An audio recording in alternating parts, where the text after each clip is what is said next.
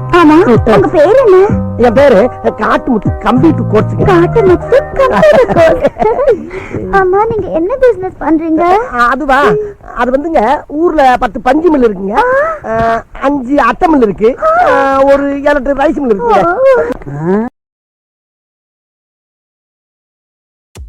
யூடியூப்பை பிஸ்னஸாக பார்க்குறவங்களுக்கு மத்தியில் அதை வந்து ஒரு என்டர்டெயின்மெண்ட்டாகவும் ஒரு இன்ஃபர்மேஷன் விக்கிபீடியாவும் பார்க்குறவங்களுக்குனால தான்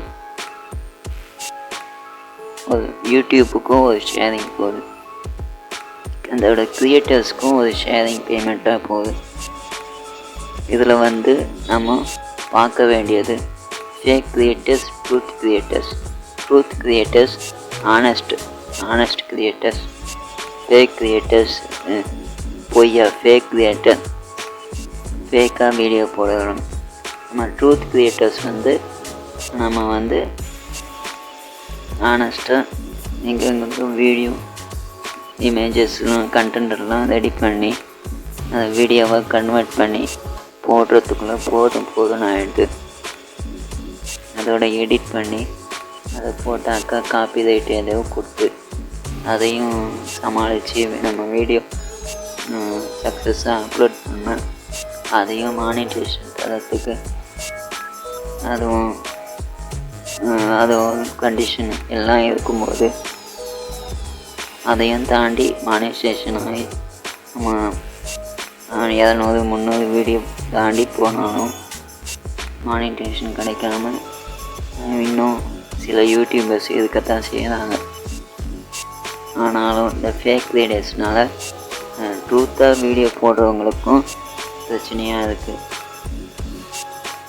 ஃபேக் வீடியோஸ் என்ன பண்ணுறாங்க, இந்த மாதிரி ஃபேமஸ் ஷோ விஜய் டிவி ஷோவில் வந்து பிக் பாஸ், சிறகடிக்க ஆசை, இந்த மாதிரி ஷோஸ்லாம் வந்து அதோட வீடியோ கண்டென்ட்டையே எடுத்து அந்த சேனலில் போட்டு அதை ஒரு கண்டென்ட்டாக எடுத்து போடுறாங்க. அதோட வியூஸ் அதிகமாகவும் வருது, அதை தான் மக்களும் பார்க்குறாங்க.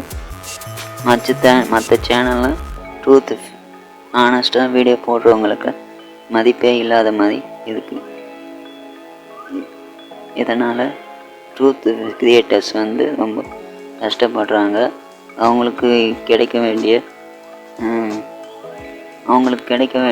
எதுவும் கிடைக்காம இருக்குது. ஃபேக் கிரியேட்டர்ஸ் கொஞ்சம் நேரத்துலேயே கொஞ்ச நாள்லேயே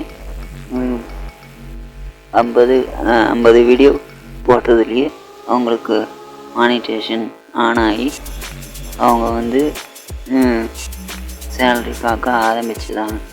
ஆனாலும் நம்ம ஒரு 2 வருஷம் அப்புறம் கூட எத்தனை வீடியோ போட்டாலும் ஏதோ ஒரு காரணத்துக்காக மானிட்டேஷன் கொடுக்காம இருக்காங்க. ஏதோ ட்ரூத் கிரியேட்டர்ஸ்க்கு ஃபேக் கிரியேட்டர்ஸ்னால ட்ரூத் கிரியேட்டர்ஸும் பாதிக்கப்படுறாங்க.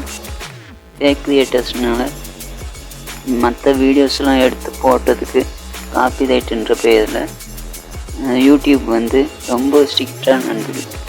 அதனால் ட்ரூத் கிரியேட்டர்ஸ் ஒன்று ரெண்டு தப்பு பண்ணாலும் முழுசாக சேனலையே பிளாக் பண்ணுற மாதிரி ஆயிடுது. இதுதான் இன்றோட யூடியூபர்ஸோட கவலை, யூடியூபர்ஸோட நிலைமை.